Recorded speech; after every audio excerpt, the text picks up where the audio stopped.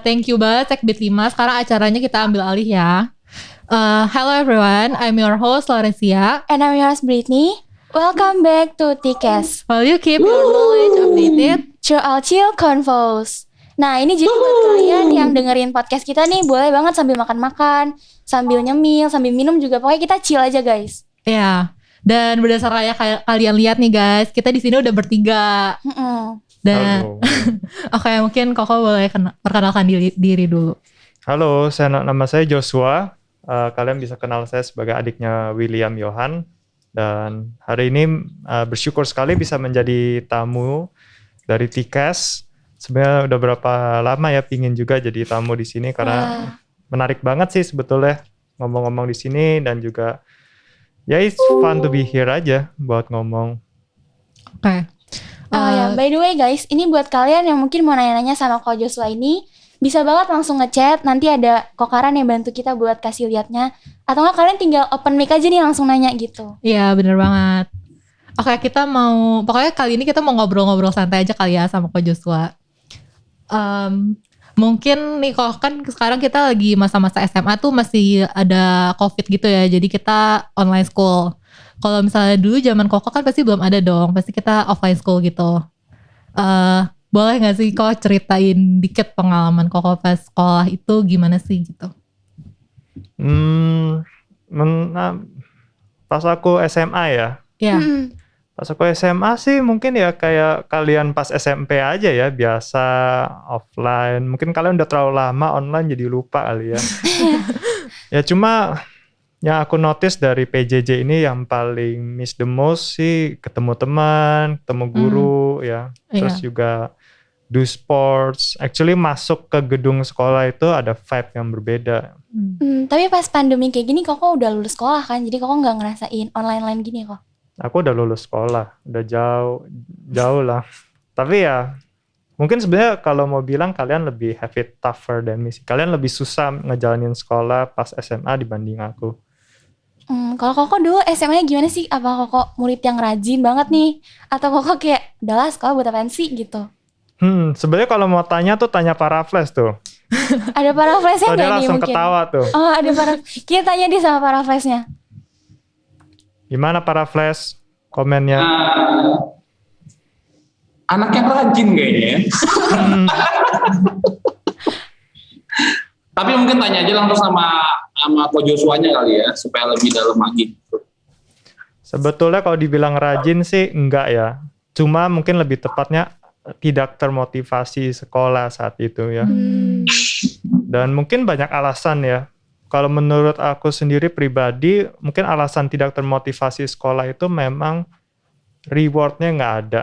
Saat itu tidak menyadari bahwa sekolah itu penting. Atau yang urgent ya, sesuatu yang penting ya. Atau rewarding. Jadi nggak merasa kayak, aduh kayaknya gue tanpa sekolah juga bisa hidup lah, survive lah gitu.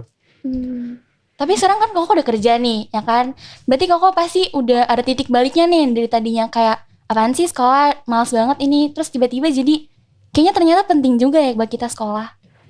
Justru pas aku ke US, kayak Amerika untuk kuliah, pas di college itu aku baru merasa bahwa sekolah itu penting sekali ya. Jadi misalnya pas aku lulus SMA aku merasa, oh aku udah pintar, aku udah tahu banyak hal, ditambah lagi dengan internet, pikir bisa banyak tahu lah. Anything bisa dicari dengan Google. Tetapi sebetulnya yang lebih menarik pas ada di kuliah di Amerika, yang mereka latih itu adalah critical thinking.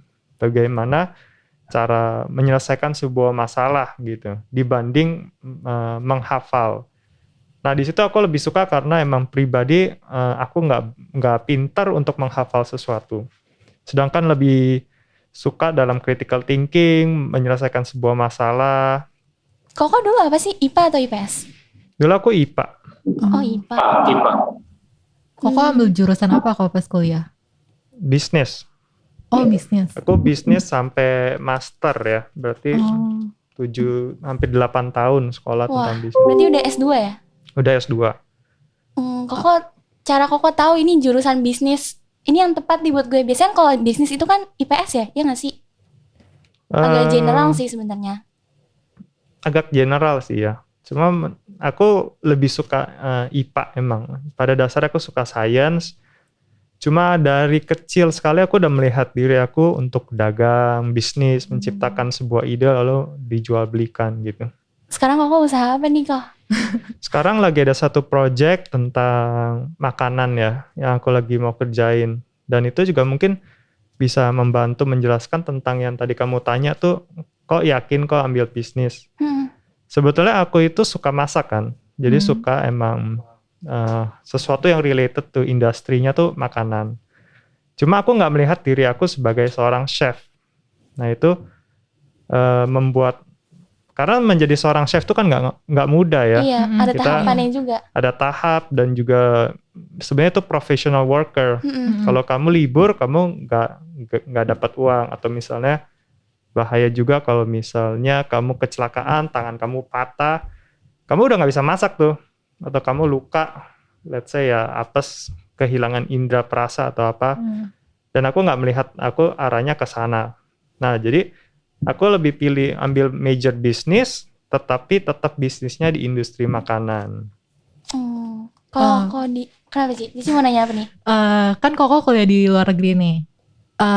Itu pikiran pengen kuliah di luar negeri tuh muncul dari dalam diri Koko atau kayak disuruh orang tua kayak kamu kuliah di luar negeri aja gitu? Nambah Len buat Ko Joshua.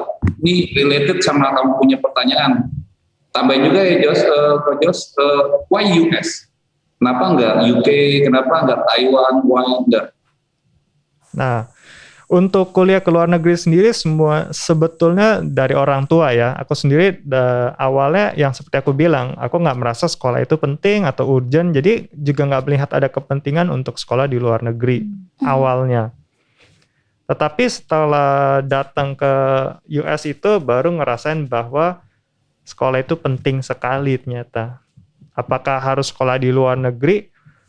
Mungkin jawabannya tergantung ya. Karena dengan era yang sudah globalisasi ini, di mana internet, YouTube sudah begitu banyak, exposure terhadap culture dari luar negeri itu sudah bisa kita rasakan ya. Misalnya kalau kita bicara bisnis, dari Amerika ada yang namanya Postmate, lalu diadaptasikan ke Indonesia jadi Gojek. Nah itu kan sudah karena globalization. Nah, untuk menjawab pertanyaan para Flash, apakah kenapa US atau UK atau misalnya negara lain? Sebetulnya itu tergantung kondisi keluarga, tergantung kondisi ekonomi dan juga goal yang mau dicapai. Saat itu kita ada tante ya di Amerika, jadi di situ merasa lebih nyaman dan itu juga alasan kenapa pas ada ke Amerika kita beradanya di Los Angeles-nya. Dulu sebenarnya Koko mau gak sih kuliah ke luar negeri? Soalnya kan pas sekolah Koko kayak kurang ada motivasinya gitu kan. Apa ini pure gara-gara dorongan orang tua doang gitu? Aku sendiri sih pertamanya pure dorongan orang tua. Jadi Koko kesana bener-bener gak ini ya? Enggak, bener-bener siapin apa gitu bilang gak kok? Bahkan kayak misalnya kan ada kayak TOEFL test, IELTS gitu aja dipaksa. Dan itu tapi lolos kan? Nilainya pas-pasan lah. Pas-pasan. Kalau gitu berarti Koko ini sebenarnya kesuksesan Koko gara-gara ada privilege dong. Jadi gimana? Ini kan Koko gara-gara dorongan orang tua sebenarnya kan. Kalau enggak mungkin Koko nggak kuliah di luar negeri gitu. Kalau misalnya nggak dipaksa atau nggak didorong, nggak rasanya. Tapi bersyukur bahwa kesana mengalami dengan culture yang berbeda, cara pikir yang berbeda, dan kebetulan cara pikirnya di sana lebih cocok mungkin dengan filosofi aku, sehingga di sanalah aku justru lebih kerja lebih keras lagi ya. Apakah mungkin kesuksesan Koko sekarang itu gara-gara adanya privilege Koko sekarang? Jadi Koko kayak kan ada keluarga nih yang biasanya punya keuangannya dia tuh kurang, atau enggak keluarga yang berkecukupan. Nah menurut Koko kesuksesan Koko sekarang ini gara-gara privilege Koko nggak sih? Kesuksesan. Oh, kesuksesan. Kesuksesan sih tentu ada ya dorongan dari keluarga, bantuan. Tetapi kunci sukses itu tetap sebetulnya pribadi. Kerja sendiri, hasil kerja keras. Karena juga di sana aku juga ketemu banyak orang yang mirip backgroundnya. yang memang dikirim orang tuanya lah ya, dibiayain untuk kuliah di Amerika, tapi mereka kagak ngapa-ngapain. Mereka males-malesan, mereka banyak yang drop out. Dan sebetulnya mungkin sekitar 20% murid Indonesia aja tuh drop out mungkin. Karena mereka pesta, pergaulannya kurang baik, males-malesan, sehingga GPA-nya... Budaya-budaya barat gitu lah ya. Iya, dan definisi orang Indonesia ya, saat ngomongin mager itu, dibawanya tuh bener-bener mager. Mereka dengan gak adanya orang tua, mereka bisa di apartemen 1 minggu gak keluar. Literally kayak sekarang social distancing. Terus mereka ngambil kelasnya online semua. Kan dari dulu udah ada kelas online di sana. Kakak juga online? Ada beberapa kelas online. Berarti notice ya Coach Jos. Tadi ngomong pergaulan, berarti kan seorang Coach Joshua pergaulannya mungkin relatif sehat ya. Berarti di situ ada church, gereja, community tertentu yang membangun kesadaran seorang Joshua seperti apa gitu. Seperti kita di Tiara Kasih, kita punya guru agama yang hebat, lalu pergaulan juga yang dijaga, begitu. Gimana kira-kira, apakah idiom like that gitu? Ya sebetulnya mirip seperti yang kayak di Alkitab ya, tubuh kita tuh mungkin tubuh Kristus juga, seperti bait Allah juga. Dimana saat kita melakukan dosa atau memberikan sesuatu yang tidak baik, itu akan nongol sendiri di dampak progres hidup kita. Misalnya saya ambil contoh, saya waktu itu bergaul karena ada Koko kan ya. Di Amerika. Jadi lebih tidak sebatang kara, sedangkan ada orang-orang yang benar-benar sebatang kara. Nah, di situ saat kesepian terjadi, itu juga bahaya karena siapapun orang yang memberikan perhatian atau kita bisa mendapatkan sebuah teman, langsung aja instan jadi teman gitu. Harus adaptasi kan kalau misalnya lingkungan baru. Iya. Kalau nggak kita nggak bakal survive. Betul banget. Nah, makanya saat adaptasi itu pun juga mesti hati-hati saat pilih teman. Karena sebenarnya pilih teman pun atau pilih orang yang kita rely, apakah itu mentor dalam berbentuk guru atau paman atau dan lain-lain, itu sangat penting untuk gimana cara pola pikir kita gitu. Berarti menurut Koko pilih teman itu penting? Karena kan biasa ada orang yang bilang kalau kita temenan sama siapa aja dia nggak boleh pilih-pilih gitu. Kita sih temenan sama siapa aja oke. Satu musuh itu terlalu banyak daripada punya 1000 teman ya. Temenan sama siapa aja boleh, tetapi teman terdekat, teman yang paling kita percaya dan bisa rely itu harus dipilih sedikit lah. Terus kalau aku mau nanya, pas Koko kuliah di luar negeri, Koko tuh pengennya kerja di luar negeri atau balik aja ke Indo gitu awalnya? Saya sempat kerja sih, kurang lebih hampir 1 tahun kerja di Amerika. Oh. Tapi emang dari awal tahu pengennya balik. Kenapa pengen balik kok? Bukannya biasanya lebih enak di luar negeri, maksudnya kayak mereka lebih maju kan daripada negara sini yang kita tahu. Ya soal aspek lebih majunya sih memang benar ya. Di sana lebih enak lah. Kadang di sini misalnya kita kemana aja nyetir, ngelihat motor aja kadang suka pusing gitu ya, kayak kok nih orang bisa nyetir kok kayak gini ya, ini angkot kok berhenti sembarangan ya, ini padahal jalanan udah sempit kok masih berhenti dan lain-lain lah ya. Tetapi kan kita hidup itu tidak sendiri dan juga ada tanggung jawab dan juga ada gut feeling di dalam tubuh kita tuh, kita tahu bahwa oh kayaknya begini gitu. Berarti kesadaran dari diri Koko maksudnya Koko punya tanggung jawab di sini lagi gitu. Iya, betul. Soalnya kayak pas sama ya, pas saya juga lagi masih di SMA sama seperti kalian, itu masih seperti ada di lingkungan yang kecil dan aman. Pas saya pribadi nih ya, mungkin era udah berbeda. Saat di SMA itu merasa bahwa dunia udah gede, dunianya saya udah gede, saya udah tahu segala-galanya. Ternyata begitu keluar SMA, pindah ke luar negeri atau mungkin pindah keluar kota, baru ngerasain sekarang kuliah, oh ternyata dunia gede banget. Dan harus bersyukur pada sekolah, guru-guru, orang tua kalian yang selama ini mengatur atau setidaknya memberitahu kalian harus kemana. Sedangkan pas kuliah itu benar-benar bisa bingung. Dan Dan dari situlah batas seorang guru dan orang tua juga sudah mulai ada ya. Misalnya soal tanya major, harus major apa. Orang tua juga udah mulai harus ngomong, ya kamu harus nentuin dirinya sendiri lah, ya kan? Berarti harus mulai dari sekarang nih. Nah misalnya aku sendiri tuh sebenarnya bingung mau pilih majornya nanti apa. Kira-kira Koko ada tips gak sih? Nah soal itu, aku mau mengajak kita semua melihat major itu lebih dari hanya sebuah sekolah. Setelah lulus, apa berikutnya? Jadi apakah major gak menentukan pekerjaan kita nanti? Belum tentu. Misalnya aku ambil contoh, orang ada yang suka kedokteran. Dokter ada berapa banyak tipe dokter sih di dunia ini? Banyak sih, dokter ahli bedah, dokter gigi, dokter mata. Nah banyak. Ada orang yang suka bedah atau misalnya anggap tuh dokter aja. Cuma dia merasa dia tidak terlalu suka berkomunikasi dengan manusia. Jadi dia lebih prefer jadi dokter binatang. Veterinary ya. Iya. Nah begitu juga itu menentukan kalau misalnya kamu suka kedokteran tapi kamu takut darah, mungkin kamu jangan ambil dokter bedah gitu. Nah sama halnya misalnya kamu misalnya aku ambil contoh bisnis ya, tetapi kamu nggak suka kerjaan profesional, misalnya kerja di meja duduk 8 jam, kamu lebih orang lapangan. Itu pun menentukan kamu harus ngambil bisnis apa, bisnis akuntan atau bisnis misalnya information atau inventory system, kamu jalan keliling-keliling, itu sudah menentukan ya. Jadi jangan hanya melihat majornya, pekerjaannya suka nggak. Kamu bisa ambil majornya A, lalu lulusnya jadi A.1, 2, 3, 4, 5, 6. Iya.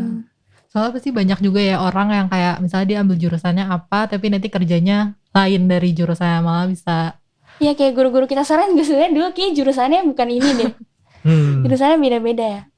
Betul ya, kayak seperti yang kayak tadi kamu bilang ya.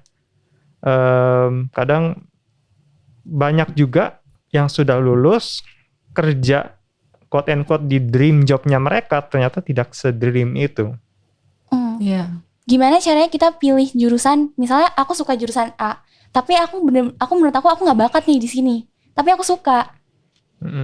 Atau sebenarnya ini dorongan orang tua gitu. Jadi kamu masuk sini deh, menurut mama kamu tuh beneran di sini. Sebenarnya ada satu buku yang menarik, aku lupa, tapi aku pernah ngomongin ke SMP Tiara Kasih kita, di mana kita mengimajinasikan diri 5 tahun dari sekarang, kalau kamu dunia A adalah dunia yang normal, yang biasa kita hidupi, di mana kita masih butuh uang dan lain-lain untuk tanggung jawab kita. Lalu ada dunia B, di mana uang menjadi tidak relevan lagi. Nah, saat memilih kehidupan itu, mana pekerjaan yang kita mau? Misalnya aku ambil contoh untuk diriku sendiri, saat di dunia A di mana uang itu relevan seperti sekarang kita hidup, aku ambil bisnis. Karena aku mau beli misalnya mobil, aku mau punya rumah, atau aku mau bisa jalan-jalan ke luar negeri dan lain-lain. Tetapi kalau saat di dunia B di mana uang itu sudah nggak relevan, mungkin aku bisa aja jadi professional basketball player atau professional ski player, atau mungkin aku ngoleksi batu yang aku suka. Apapun bisa kan, karena uang tanggung jawab sudah tidak relevan di dunia B. Nah dari situlah kita bisa melihat sebetulnya middle ground-nya ada di mana.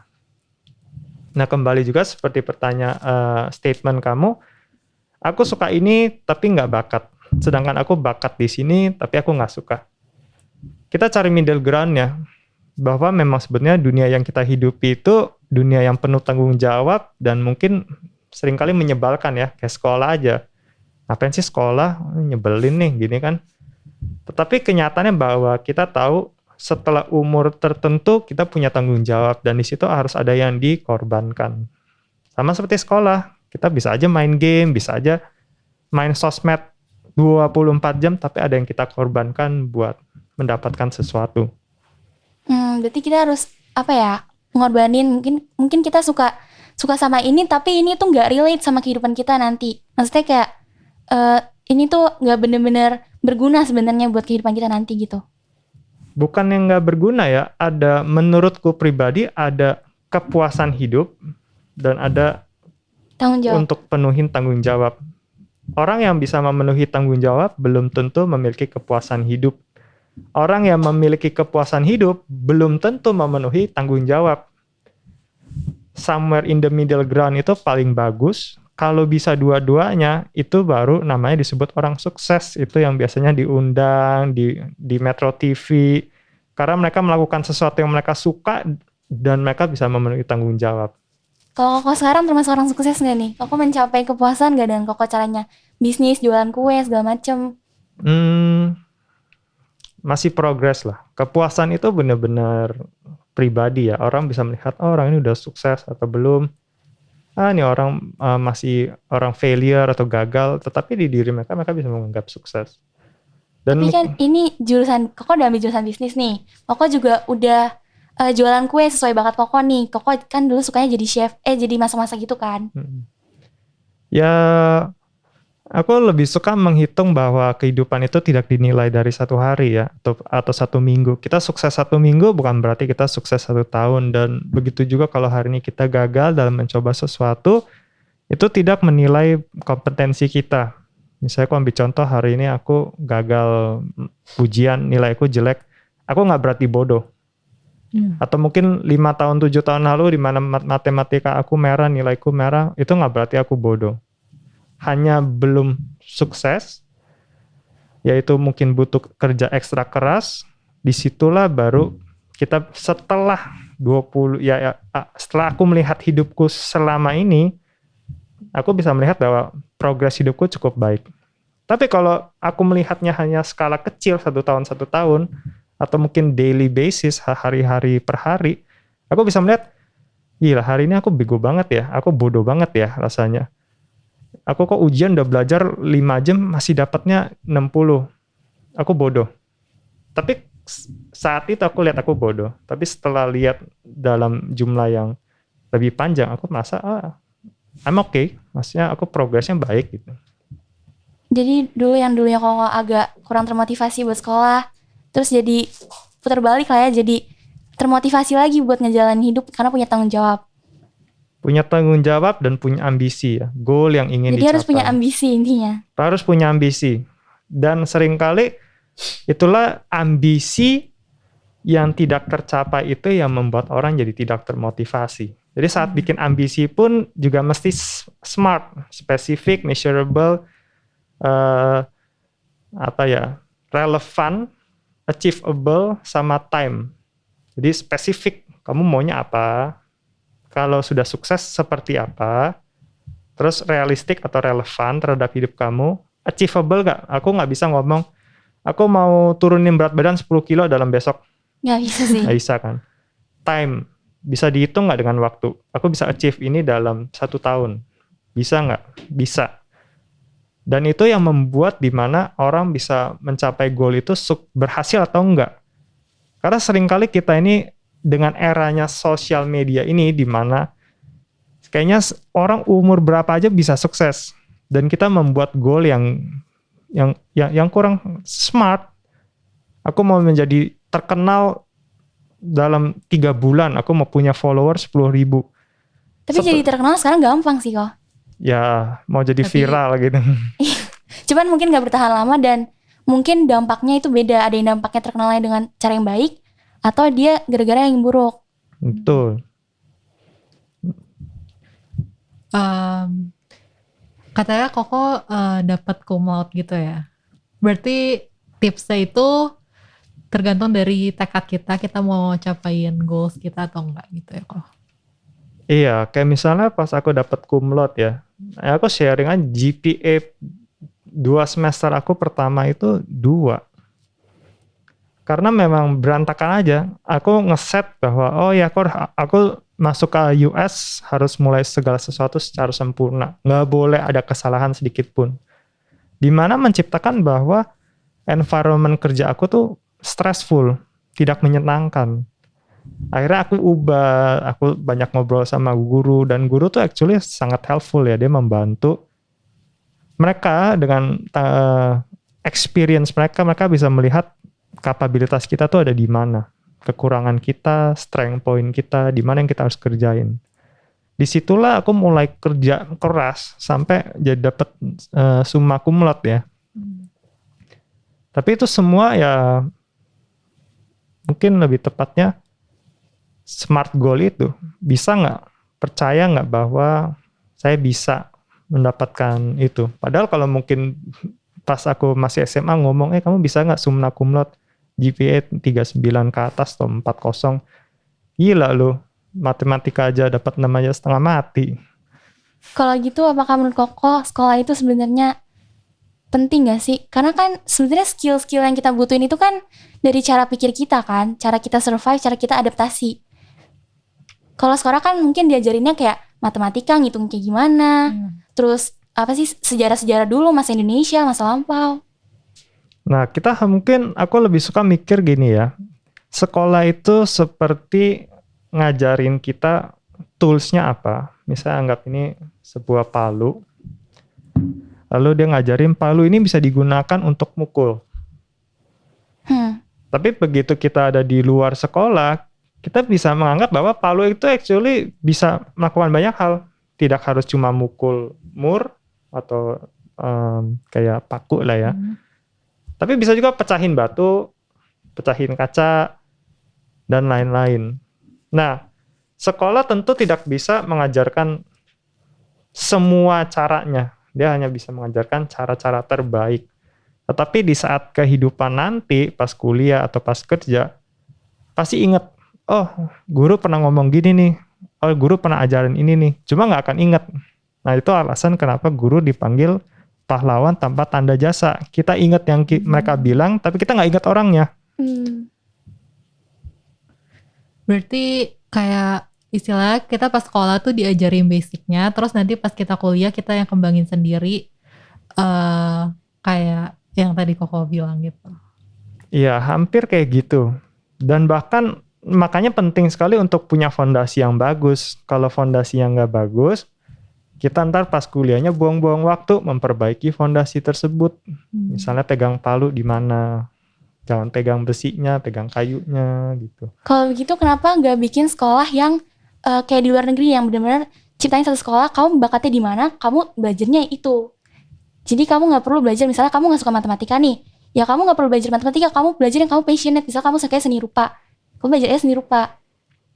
Tentu sebagai menurutku pribadi ya, kita nggak bisa hidup hanya dari satu kaki.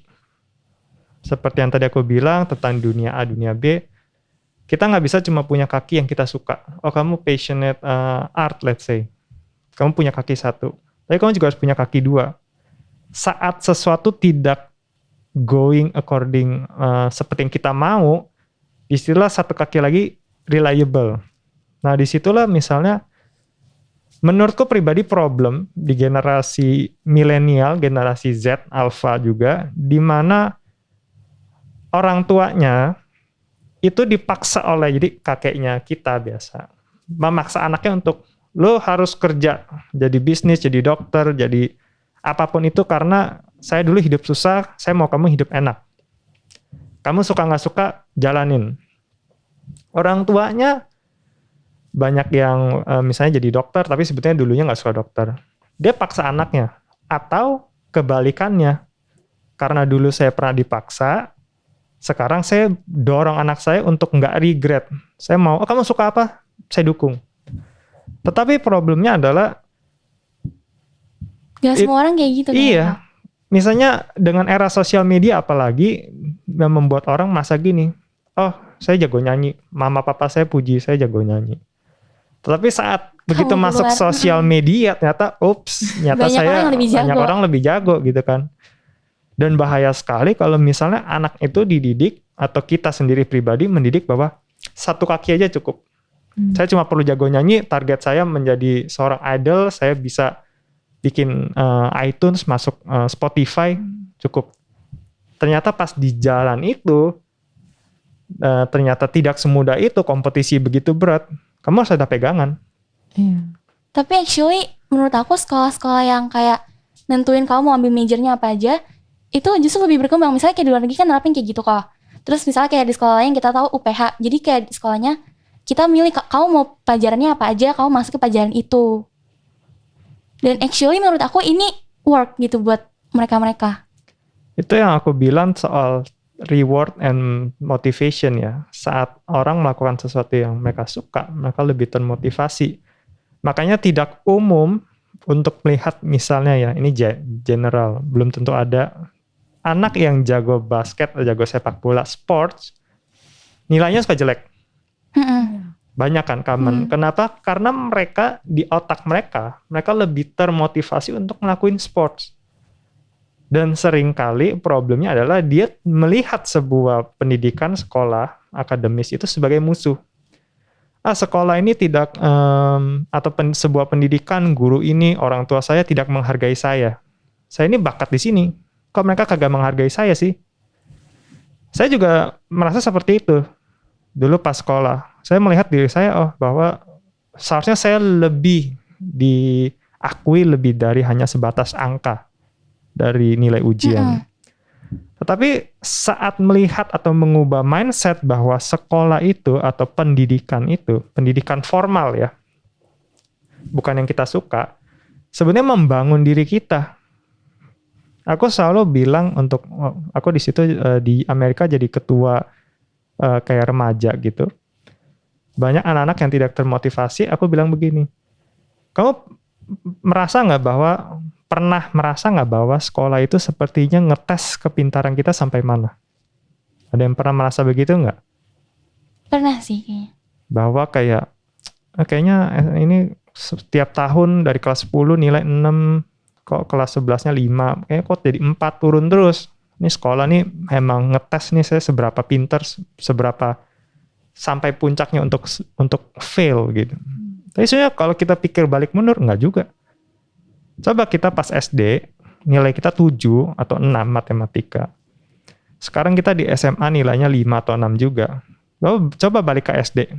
Nilainya berapa sekarang? Matematikanya kira-kira. Pasti lebih tinggi sih. 2 kali 3 berapa? Iya. 6. Ya kan? Untung benar kan? Kalau nggak dia lempar apa sih? Iya. Nah, begitu juga sekolah formal tuh seperti gitu. Aku pribadi ngerubah mindset aku bahwa setiap hari masuk kelas akan ada sesuatu yang aku dapat. Pasti aku jadi lebih pintar daripada kemarin. Kalau aku terus-terusan seperti SMA melihat bahwa diri aku adalah mereka nggak apresiasi aku sih. Mereka nggak bisa melihat sisi bakatku sih. Lalu aku tidak berdamai dengan situasi tersebut, aku nggak akan bisa maju di hidupku.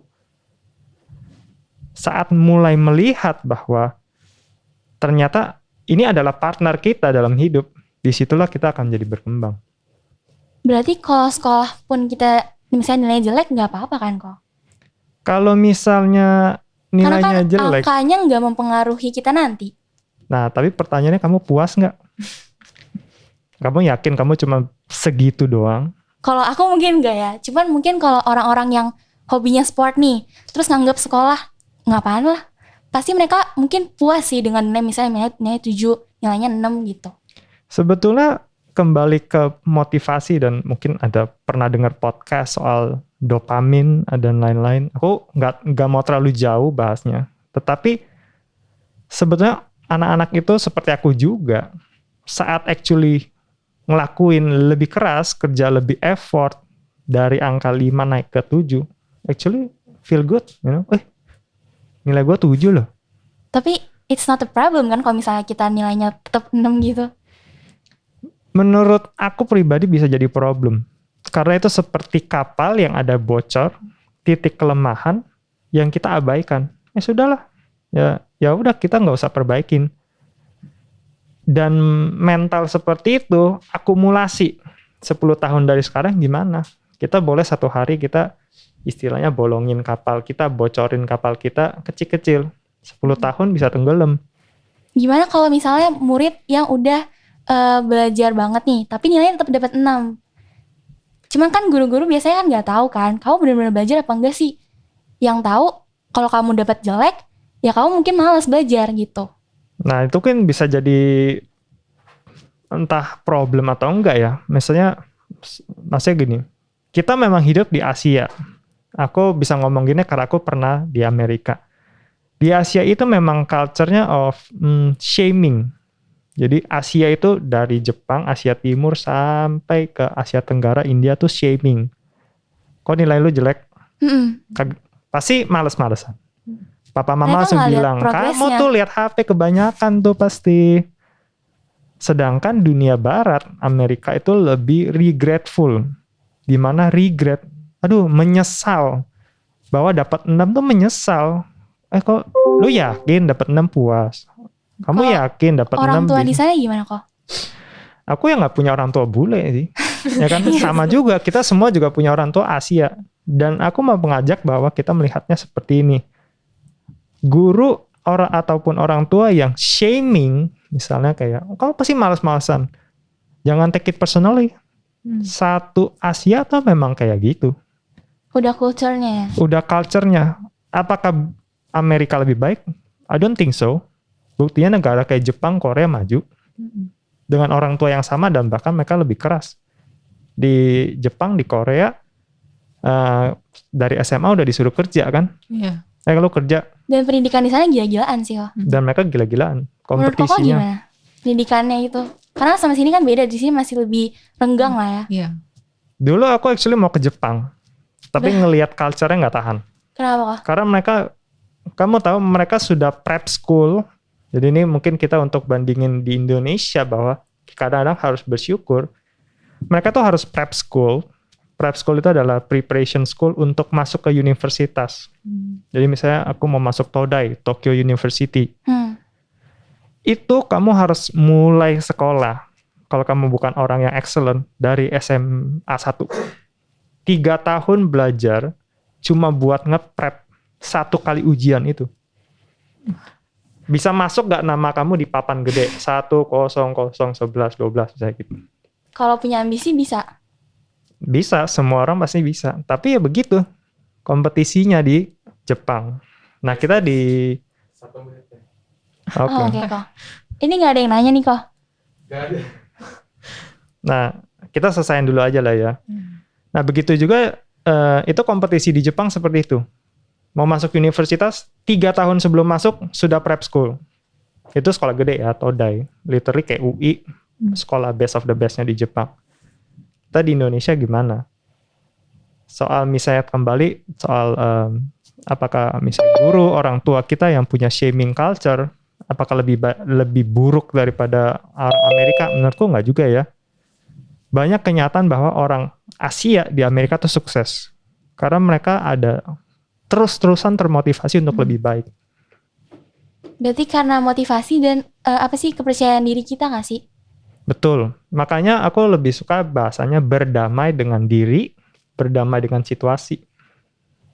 Adaptasi lah ya. Ya, memang kita hidup di Indonesia, hidup di Asia, cara kerjanya gitu. Gurunya pasti kayak gitu. Mau kemana saja gurunya gitu. Mau kemana saja orang tuanya gitu. Jadi jangan take it personally, jangan kayak, nih guru kok kayak gini sih gitu. Enggak, emang kita di Asia seperti itu. Belajar berdamai. Nah saat aku di US, di situ aku sadar, jangan take it personally aja. Guru Asia sama guru bule beda. Bahkan guru Asia di Amerika aja begitu. Sama, aku ketemu orang Korea gitu. Terus gimana cara? Kamu nih nggak bakat dia bilang. Langsung first day gitu. Sini, keluarin semua report. Robek, gak bakat kalian semua. Kalau nggak berubah 3 bulan, fail semua. Orang Asia kayak gitu. Padahal justru orang-orang mungkin yang dulu dianggap kamu nih bego banget, kamu nih nggak bisa ini. Masa depan mau jadi apa sih? Padahal mungkin sekarang dia udah jadi miliarder mungkin. Mungkin. Kayak misalnya kemarin yang aku tahu siapa tuh, yang miliarder muda yang main investasi saham. Itu dulunya kan dijelek-jelekin sama gurunya kan. Nah itu memang cara culture kita hidup ya. Kamu bayangin kalau ada orang bule datang ke Indonesia ngajar gini, kamu nilai jelek. It's okay. Kamu pasti bisa lah. Tenang aja. Kamu pasti bisa. Sih. Kamu jadi tenang, tapi kamu gak akan work. Dan kamu gak akan bisa competitionnya sama level Asia kita gitu. Oke, mungkin obrolan kita sampai di sini aja. Thank you banget. Tapi sebelum tutup bentar nih, kok ada kata-kata apa gak sih yang mau disampaikan nih ketika Zen?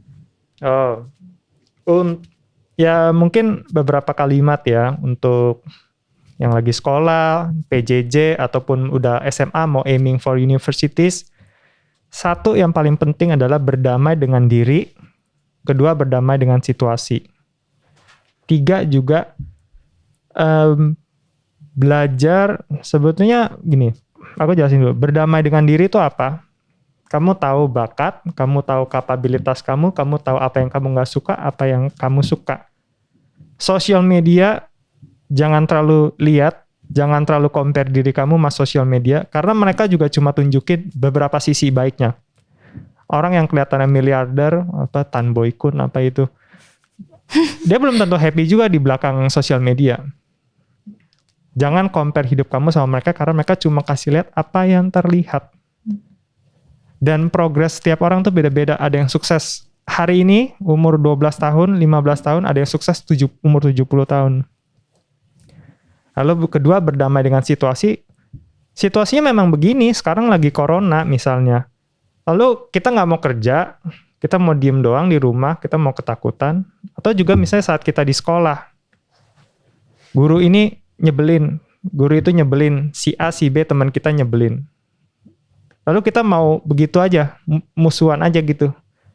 Berdamailah bahwa memang semua orang juga punya kekurangan, situasi semua punya kekurangan, tapi tidak menentukan bahwa kita bisa maju atau enggak. Sebuah perahu di ombak yang besar ataupun ombak kecil tetap bisa maju. Nah, di situ berdamailah. Oke, mungkin berarti intinya kita harus damai sama diri kita sendiri dan gak usah pedulin dia orang ngomong apa tentang kita. Oke, mungkin segini dulu guys, karena nih waktunya udah habis dan bahkan mungkin udah lewat kali ya. Makasih banget buat Ko Joshua nih udah mau kita undang di sini. It's been an honor. Mungkin lain waktu lagi kita bakal undang Ko Joshua lagi buat ngobrol topik yang lain. Yeah, that's all from us today. Don't forget to always be encouraged in your day. And always be a blessing. Bye. Bye-bye.